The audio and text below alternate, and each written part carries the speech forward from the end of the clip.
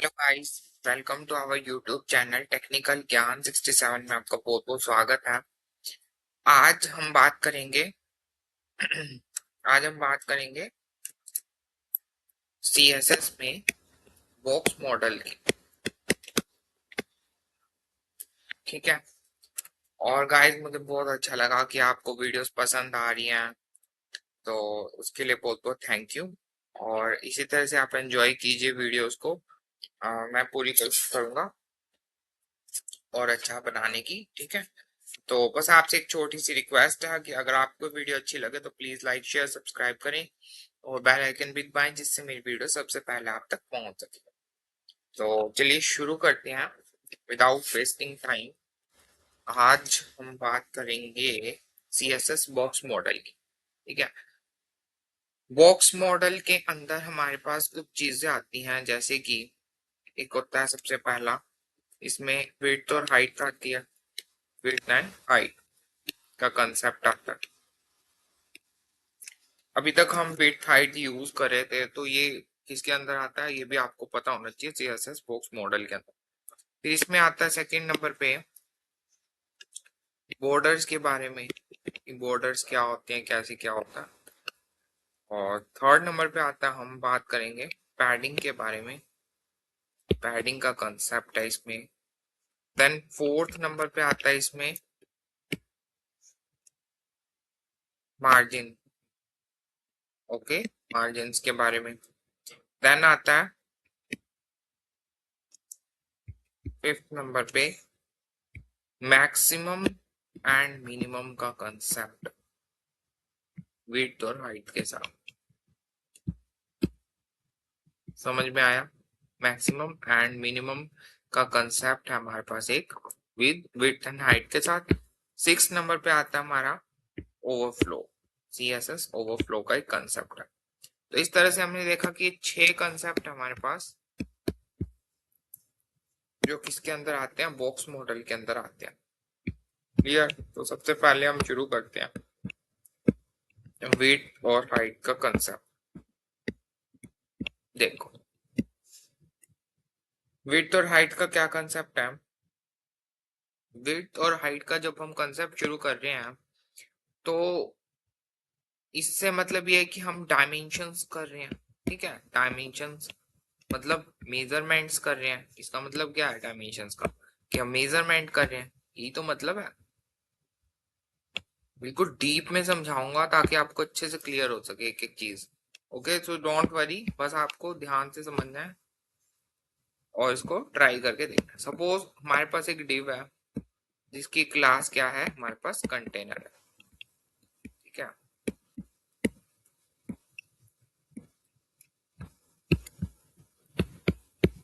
Clear? अब हमारे पास ये डिव है जिसकी क्लास क्या है, कंटेनर है। तो ये हमारा क्या है, HTML का कोड है। ओके, इसमें लिखा हुआ welcome to our channel technical Gyan 67। ठीक है, इसमें हमने एक पैराग्राफ में एक टेक्स्ट लिख दिया। ठीक है। अब बात करते हैं हम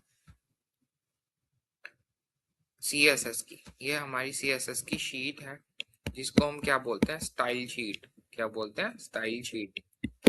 क्लियर? यहाँ पे हमने डॉट लगाया कंटेनर। अब हम इस क्लास को क्या करें, यहाँ पे डिफाइन करें। What is this? This is the definition of the class. ये हमारी डेफिनेशन है और हम एक्सप्लेन करें अपनी class, explanation of my class. जो मेरी क्लास है HTML की, उसको हम एक्सप्लेन कर रहे हैं। इसका मतलब ये। तो ये छोटे छोटे पॉइंट्स हैं जो आपको बेसिक है और पता भी होने चाहिए। तो कंटेनर के अंदर हमने विड्थ विड्थ डाली हमने। सपोज करो मैंने आपको बताया था जैसे 20 रैम भी डाल सकते हैं, इसको रैम में डाल सकते हैं, पिक्सल्स में डाल सकते हैं, परसेंटेज में डाल सकते हैं, जैसे आपको सही लगता है वैसे डाल सकते हैं। बट डालना एक ही, चाहे आप रैम में डालो, पिक्सल्स में डालो और परसेंटेज में। अभी मैंने रैम में यूज किया, ठीक है। तो हम इसको इस तरह से लिखेंगे, बाद में सेमी कॉलम, हाइट भी हम जैसे 20 रैम में ले रहे हैं, तो हम इसको इस तरह से डिफाइन कर सकते हैं, ठीक है। ये हमारा एक क्लास का कंसेप्ट है, ये जो मैंने अभी आपको बताया। क्या है ये? This is the concept of class. ये हमारा कंसेप्ट है क्लास का, कि क्लास को हम कैसे बनाते हैं HTML के अंदर।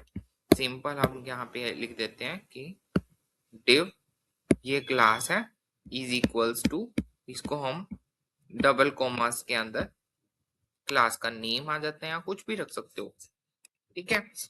तो उसके बाद बस हमने इसको CSS शीट में बस एक्सप्लेन करना है, क्लियर है। अब इसमें आता है second concept, that is ID का। आईडी को हम हमेशा हैश से डिफाइन करते हैं। सपोज ये हमारी आईडी होती, तो हम इसको इस तरह से करते हैं, इसमें हम लिखते हैं width 10 pixels, height is 10 pixels, ठीक है। ये जो चीज हम कर रहे हैं ना, पिक्सल्स, रैम, परसेंटेज, ये क्या है? मेजरमेंट्स यूनिट है। These are the measurement units. अगर आपसे कोई पूछ ले कि मेजरमेंट यूनिट्स कौन कौन सी हैं, तो आपने घबराना नहीं है, आपने बताना है पिक्सल्स होती हैं, परसेंटेज होती है, रैम होती है, इस टाइप की ये हमारे पास मेजरमेंट यूनिट्स हैं, क्लियर है। और बस हमने यहाँ पे क्या करना है, जैसे यहाँ पे क्लास है तो यहाँ पे हमें आईडी लिख देनी है, बस और कुछ नहीं करना, क्लास या आईडी दोनों में से हमें एक कंसेप्ट यूज करते हैं, बट यूज करना एक ही कंसेप्ट को। ऐसा नहीं है कि आपने क्लास भी लिख दिया और आईडी भी लिख दी तो वो गलत हो जाएगा, क्लियर है। यूज करना एक ही कंसेप्ट को। सेकंड आता है हमारे पास बॉर्डर का कंसेप्ट, बॉर्डर्स। ये भी बड़ा ही सिंपल कंसेप्ट है। तो जैसे हम लिखते हैं बॉर्डर, ठीक है, ये लिखते हैं हम 2 pixels, solid, colour as black, ये लिखते हैं हम। ये क्या है? ये है हमारी शॉर्ट हैंड प्रॉपर्टी। क्या है ये हमारे पास? Short hand property of border, CSS border.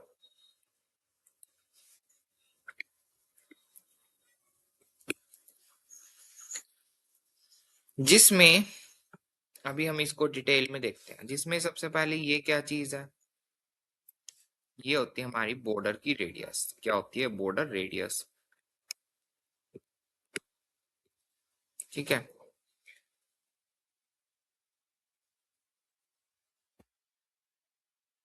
ये होता है हमारा बॉर्डर का स्टाइल। क्या होता है ये? बॉर्डर स्टाइल,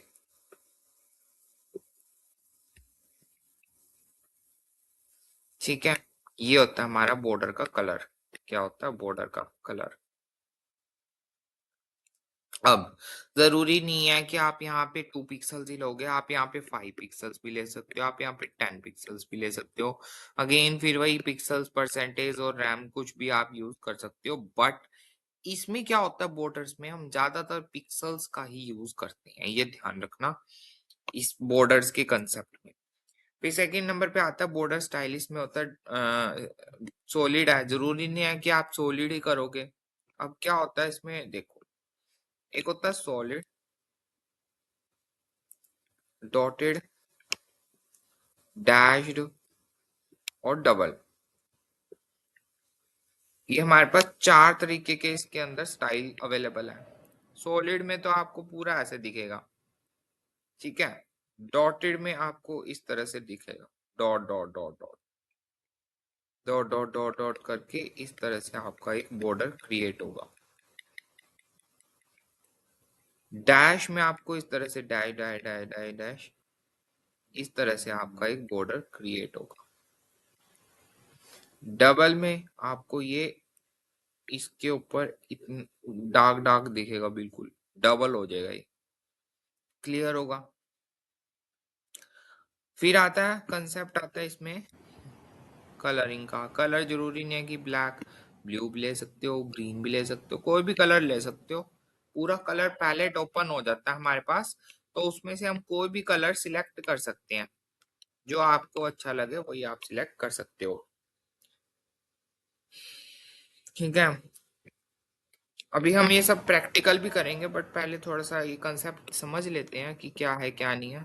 थर्ड नंबर पे आता है पैडिंग का कंसेप्ट। ठीक है, अब पैडिंग, पैडिंग फ्रॉम टॉप से हम लिख देते हैं जैसे 2 पिक्सल्स, बॉटम से लिख सकते हैं पैडिंग फ्रॉम द बॉटम से 2 पिक्सल्स, 20 पिक्सल्स, 30 पिक्सल्स। इस तरह से हम इसको डिफाइन कर सकते हैं पैडिंग के कंसेप्ट को।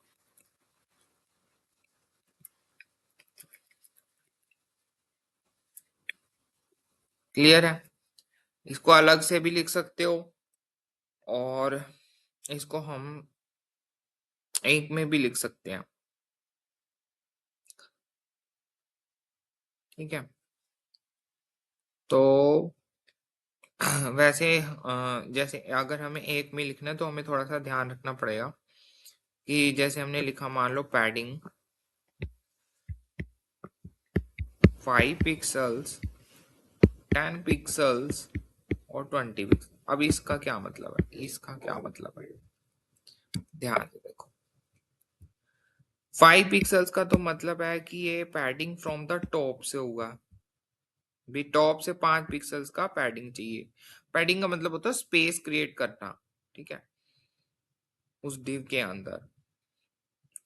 10 पिक्सल्स का मतलब है पैडिंग फ्रॉम द लेफ्ट से हुआ ये, और 20 पिक्सल्स का मतलब है ये बॉटम से हुआ।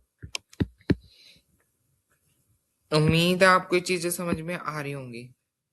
ये पहले लेफ्ट, टॉप, लेफ्ट और बॉटम, इस तरह से। ये थोड़ा कंफ्यूजिंग हो जाता है रिमाइंड करना, तो आप हमेशा इसको अलग अलग ही डिफाइन करो, वही बेटर रहेगा, से सही हो जाता है। ठीक है, फिर आता है हमारे पास मार्जिन का कंसेप्ट। मार्जिन भी हम देख चुके हैं, जैसे हमने मार्जिन फ्रॉम द लेफ्ट से लिखा। ठीक है, 10 पिक्सल का, तो ये क्या होगा कि मान लो आपकी मान लो आपकी स्क्रीन है, ठीक है, और आपका ये डिव है। अभी हमने लिखा margin left from the 10 pixel, यही लिखा अभी हमने।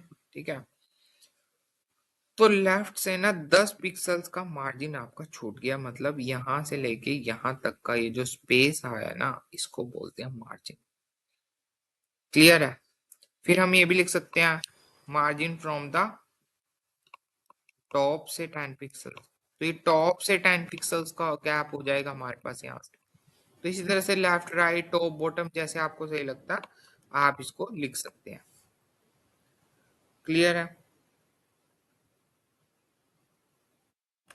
हाँ, एक हम ये भी लिख सकते हैं कि मार्जिन ऑटो। ऑटो का मतलब है भी ऑटोमेटिकली चारों तरफ से इक्वल मार्जिन लेगा।